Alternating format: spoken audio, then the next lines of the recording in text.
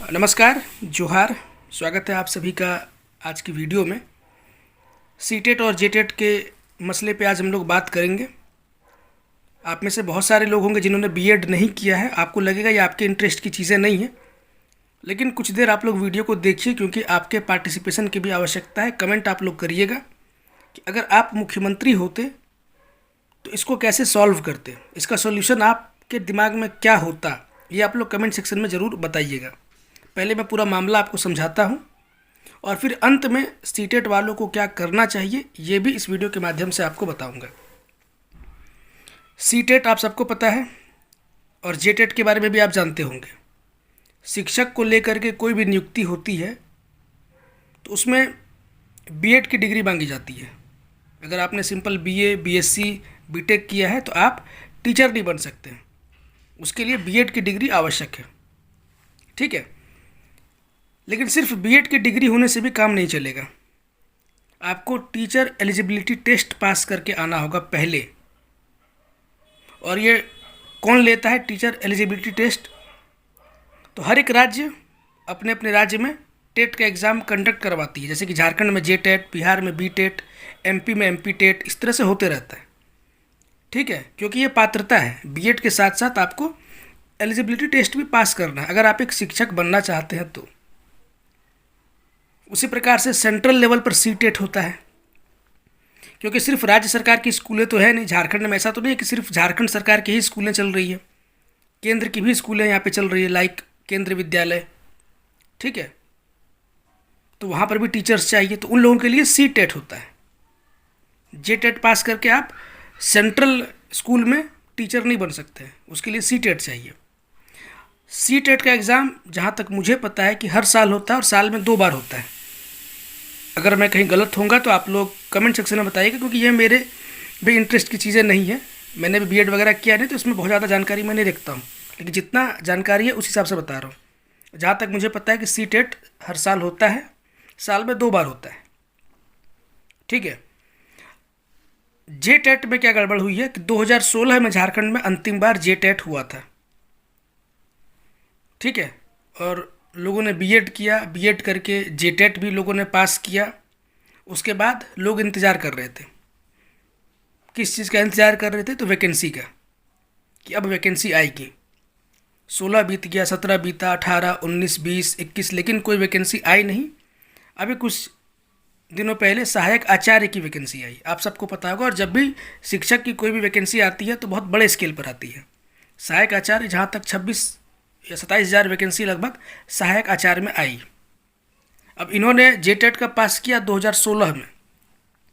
BEd जाहिर सी बात है 2016 से पहले लोगों ने बीएड भी कर लिया होगा, तब से इंतजार कर रहे हैं कि अब शिक्षक की बहाली आएगी, लेकिन आई नहीं। ठीक है, सहायक आचार्य की वैकेंसी आई, इनको लगा कि अब इनकी लॉटरी लग गई, बम्पर वैकेंसी है। और जब सरकार ने नोटिफिकेशन निकाला तो उस समय सिर्फ जेटेट की बात की थी। बाद में नोटिफिकेशन में बदलाव किया, सीटेट वालों को भी अलाउ कर दिया। जब सीटेट वालों को अलाउ किया तो जेटेट वाले गुस्सा गए, वो सीधा कोर्ट चले गए, हाई कोर्ट गए पहले। इधर एग्ज़ाम का प्रक्रिया चालू था, एग्ज़ाम हुआ, एग्ज़ाम सभी लोगों ने दिया, सीटेट वालों ने भी दिया, जेटेट वाले भी दिए, सब ने एग्ज़ाम दिया। हाई कोर्ट में फैसला आया और सबको अलाउ किया गया। कहीं ना कहीं जेटेट वालों की वहाँ पे हार हुई। ये लोग नहीं माने, ये अब सुप्रीम कोर्ट चले गए और सुप्रीम कोर्ट से कल जजमेंट आया कि सीटेट वाले इनएलिजिबल होंगे, सिर्फ जेटेट को अलाउ किया जाए। ठीक है, फिर लोगों ने मिठाइयाँ वगैरह बांटी, आप सारे विजुअल्स यूट्यूब पे अवेलेबल है, आप लोग देख सकते हैं। लोग खुश हुए क्योंकि अब उनका रास्ता क्लियर है। जिन लोगों ने भी 2016 में जेटेट पास किया है, 26,000 वैकेंसी है, जो कि बहुत बड़ी वैकेंसी है। और मैक्सिमम लोगों का नौकरी अब हो जाएगा। जिन्होंने जेटेट पास 2016 में किया और इस एग्ज़ाम को दिया है, लगभग लोग अब मान के चलिए कि फिक्स है उनका नौकरी होना ही होना है सहायक आचार्य में। ठीक है, तो एक ये केस है। अब दूसरा केस सुनिए, सीटेट वालों के साथ क्या समस्या हुई।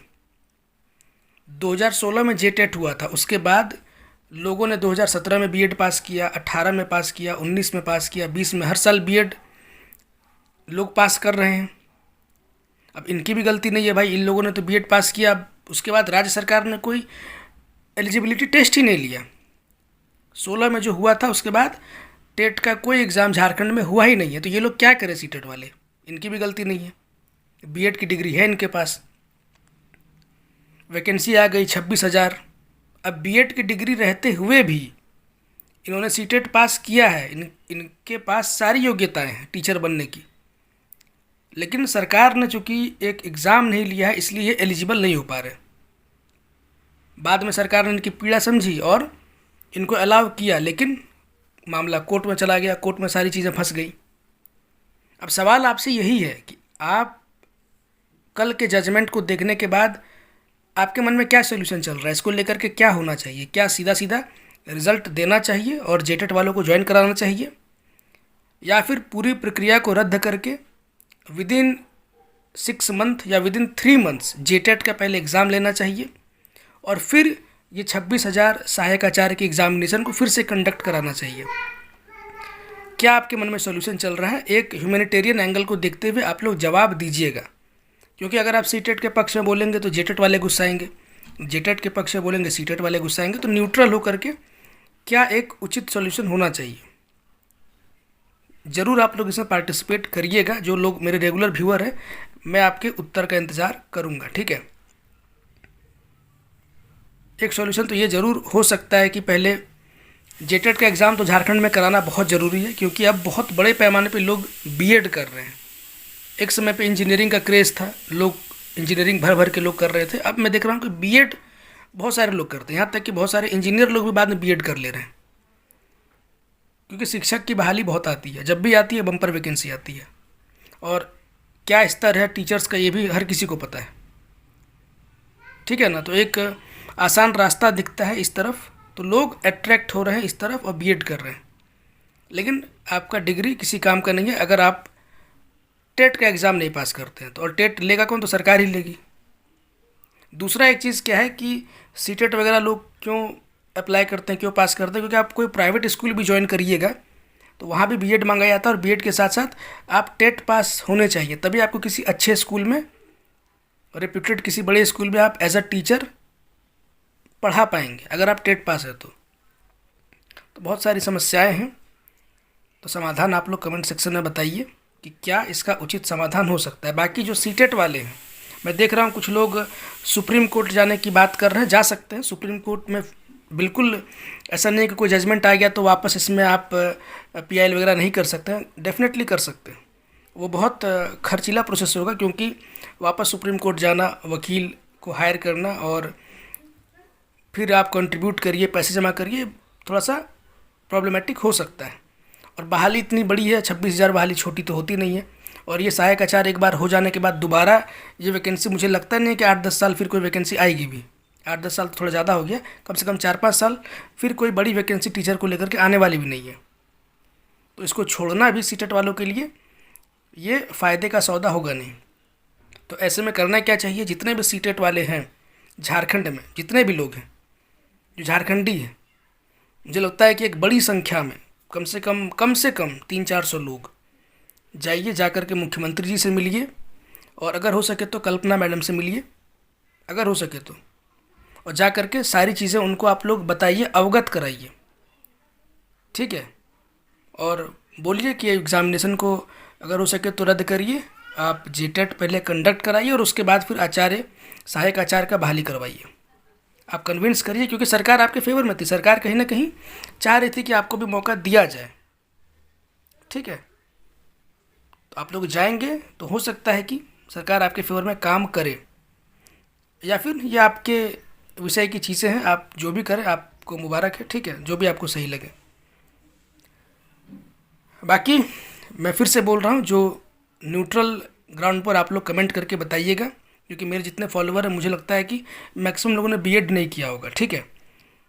तो न्यूट्रल ग्राउंड पर आप लोग बताइएगा क्या होना चाहिए, इसका उचित सॉल्यूशन। बाकी सरकार को नौकरी वोकरी देना तो है नहीं, वो जानबूझ करके इस तरह का प्रपंच करते हैं ताकि सारी चीज़ें कोर्ट में जाए, वहाँ पर ये फिर डेट पे डेट के चलता रहे, समय उनका निकलता रहे, ठीक है।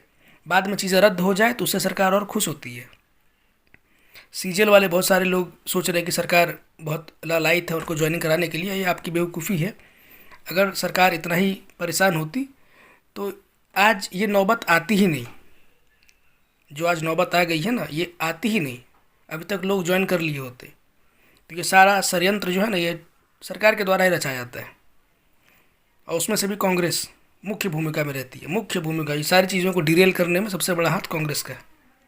खैर, कभी और इस पर बात करेंगे, अभी बहुत मौका मिलेगा बात करने के लिए। ठीक है, मिलते हैं किसी और वीडियो में। आप लोगों से रिक्वेस्ट होगा, लाइक करिए वीडियो को, चैनल को सब्सक्राइब करिए। मिलते हैं।